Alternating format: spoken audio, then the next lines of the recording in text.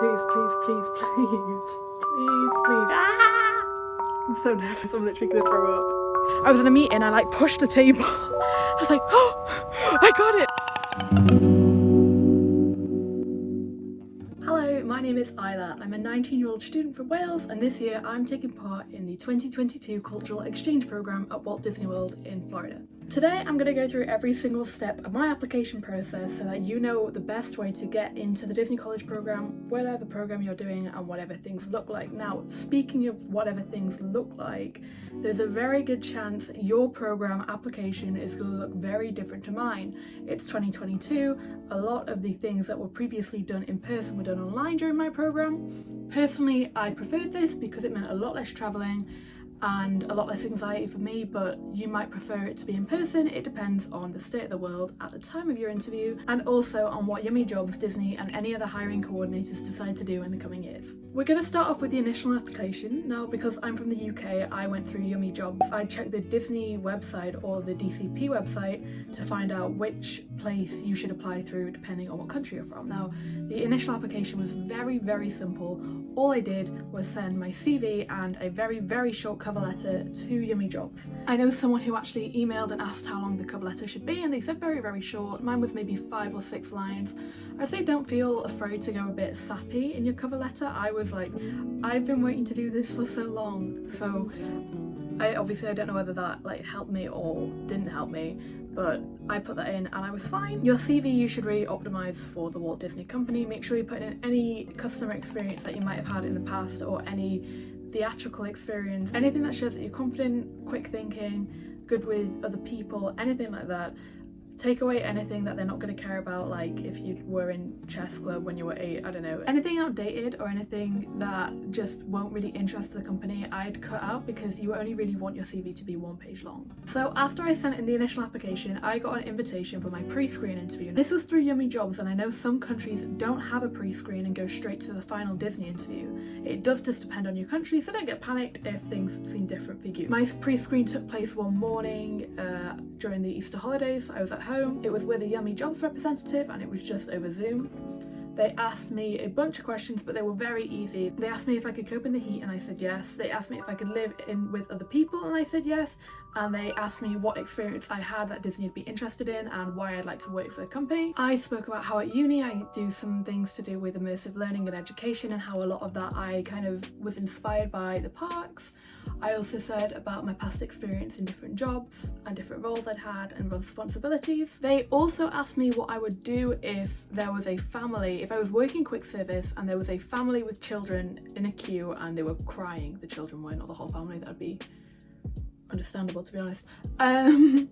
And I basically said that I would go over to the family, I'd offer them a place to kind of sit down and or like a quieter area, a place to grab a drink. It was a kind of difficult question because I really didn't know the answer for it. They also asked me what my favourite Disney character was. I said Orange Bird, and the interview was like, we've never heard that before, which I was like, yeah, but I wouldn't be too bothered about trying to think of a unique answer. They've obviously done these interviews 1,000,001 times and they've heard every single answer, so don't worry if you can't think of anything unique. At the end of the day, if you're trying to go specifically for unique answers, it'll probably actually hinder your application. I just be very true to yourself, very natural, just show the interviewer who you are as a person and that should be enough. Around the time of your pre-screens, this is the time that you should be kind of looking online to meet other people who are applying at the same time as you. Now, for me, this was, I joined a Facebook group and then I got added to a Facebook Messenger group. Now, you're going to be added into so many Facebook Messenger groups. I was told this and I was like, okay, sure. I did not anticipate how many there was, and maybe I'm in 6 or 7 at the minute and my program hasn't started yet, so it's a whole lot. But yeah, join those groups. Find them on Twitter by searching like Cultural Exchange Program. Find them on Instagram by going and seeing if anybody's been tagging Yummy Jobs in anything. That's always a good place to look. You want to make these friends because the program really is what you make of it. If you have these friends before you go, you can find people to go and fly out with. And also what I'm doing is I'm spending a couple of days in Florida before I actually check into Flamingo Crossings, and there's 3 other girls that are meeting me and we're going to go and stay together.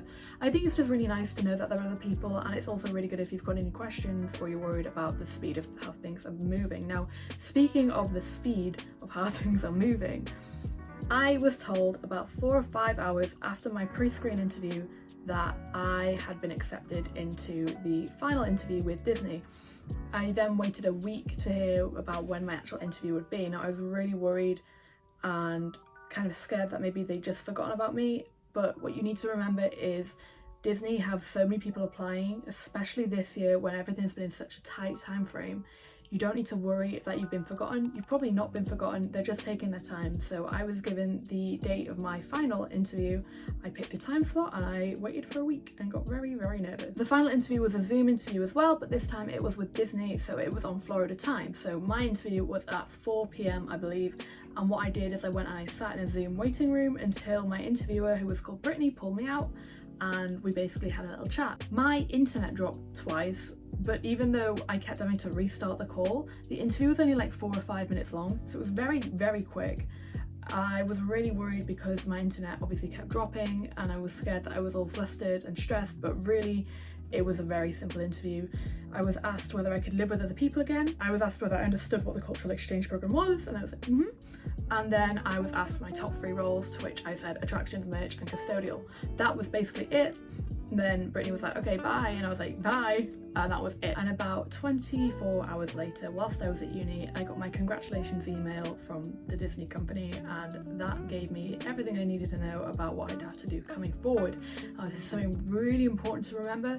Once you get accepted, you have about 7 million pieces of paperwork you have to fill out. There is so much stuff that it's continuous until you leave. I'm going to do a video about every single form or formality you have to complete before you actually leave to go to the US, because there's a whole lot of stuff and it can get quite overwhelming. But at the end of the day, it's all kind of legal stuff. A lot of it is to do with America, like getting into America, medical insurance, some people have got travel insurance, it's all that kind of stuff, and Disney and Yummy Jobs advises you every step of the way. Also, even though the interviews to get into the program are online, the embassy interviews to get your visa are still in person, so you have to travel, if you're in the UK, to either London or Belfast to get that. I did that in London.